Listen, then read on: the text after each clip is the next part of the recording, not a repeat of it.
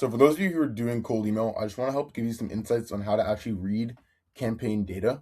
Because right now, from this campaign, I'm only getting like four different variables, which is not enough to accurately see exactly how this campaign is performing. Right? It's like it's not just these four variables we're playing with, even though they're like the main ones.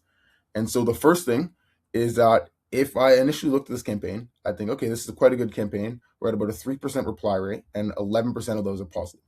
But then right away, if you go on the top right, you can see, oh, what? We're actually under a 1% reply rate if we take out auto replies. And now it doesn't mean this campaign is bad because it's still getting results and it's still getting like 11 leads for 3,300 contacted is not too bad, but it just shows what's actually happening in the campaign, right? And then down here, we can also see, oh, what? This script is performing twice as good as the script above. And so our KPI could actually be twice as good if we were to have just been running this script. Um, And so what this initially says is first off, of course, turn off the split test and start running the second script more and look into why you think the second script might have performed better. Hopefully you ran a proper split test to isolate a variable and then test which one did better. So I'm not going to leak my scripts for this campaign, but you could have been split testing like, hey, I can get you 10 new jobs versus, hey, I can get you 50K new revenue. And then if this split tested twice as good, you'd be like, okay, well, the 10 new jobs actually performs a lot better than the 50K in revenue. So this ICP is more interested in getting more jobs rather than getting more revenue, right? That's the type of split test you should be running. So you can tell exactly what's happening from the outcome of the split test. Um, and so what this auto replies thing is saying is one that a lot of people might be out of office or maybe on vacation or different things like that.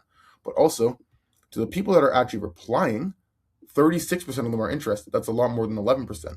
And this actually kind of leaks into what I'm going to show you just after this, which is that's actually not a very high reply rate, 0.9%, even though it looks like a 3% reply rate. And so even though this campaign seems like it's getting like decent metrics, it can actually get a lot better. And so this is what I'm going to show you right here is if we look at just the leads in this campaign, okay, we can see it's maybe more than 50% Microsoft, right? I want to say 50-50, but no, it actually looks like more than 50% of the leads are Microsoft, right? And this is something that's very beneficial to do. If you go into filters, this is for instantly. You can probably do this in Smart Lead Plus 5 or whatever you're using.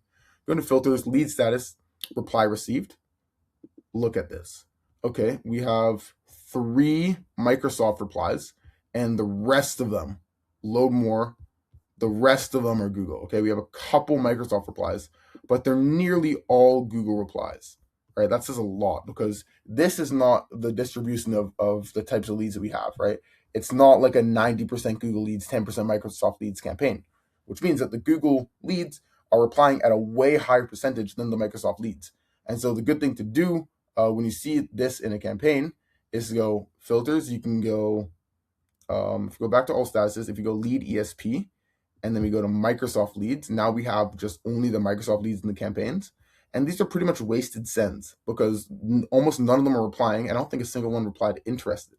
So we can go here, right? You just go into filters, lead ESP, Microsoft, and then you can go select all and then just delete them and take them out of the campaign. We don't need them in the campaign. It's just wasted sends.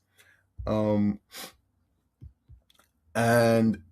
like this right here can literally double your campaign metrics. So from someone who would have just been running this campaign and be like, okay, yeah, this looks good. We're just going to keep on running this and not actually checking anything. Okay, they might get okay results and stay at this KPI. From deleting the Microsoft leads, which is about half the leads in the campaign that are getting almost no results, and then running this split test, which is doing twice as good, so turning off this A/B test, and now we've literally 4x the results that we're getting from cold email. Like I want you to understand how insane of a difference that is. Like what I've just done in this 4-minute loom is going to 4x the projected results of the campaign because now we're using the split test that's performing twice as good and we're sending to only the half of the leads that are actually replying. That is an insane multiplier of 4x. Like imagine 4x in sales. Imagine 4 times as many closed deals per month, literally because I just clicked a couple buttons. And so being able to actually look at the data of your campaign and understand what the feedback is telling you, run proper split tests, and make sure that you know what's actually happening is just so crucial because cold email, we're sending thousands of emails. Well, me personally, I'm sending tens of thousands of emails per day. And to understand what's actually going on with every single one of those emails is very, very difficult. And it's not good to just be like, oh yeah, I sent 3,000 emails out today. We got some results. It's going good. It's going all right. Like that's not the approach you need to take. You should be trying to monitor. We monitor every domain that we send from. We have thousands of inboxes. We monitor every single domain and reply rate independent with like a custom Cloud Code tracker.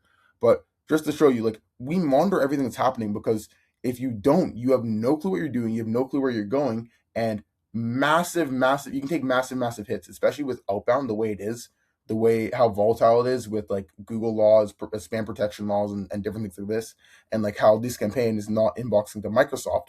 That's an infrastructure issue, and we could be getting like from seeing this, I could also be like, okay, now we need to get some more infrastructure that's going to inbox better to Microsoft, right? And so you need to monitor what's actually going on, because you're running a very high scale. Like if you're running high volume outbound, like it's a high scale operation, with a lot of different touch points that you're able to look at that can actually be huge levers that not many people talk about. So from this video, hopefully you can just go into your campaigns. I would recommend anyone who's running email right now, go into your campaigns, and first look at, okay, how are you inboxing without auto replies versus with auto replies? And usually there isn't too much of a change from looking at this, but it's just good to know for the type of leads that you're targeting. But really, go into leads in your campaign, go into filters, lead status, reply received, and then look at which types of leads replied. I'm seeing a couple others, and then go into filters, go into lead DSP. If Microsoft isn't inboxing, which is probably going to be the case a lot of the time, then go into Microsoft, select all, and delete them, and that can greatly improve the results of your campaigns.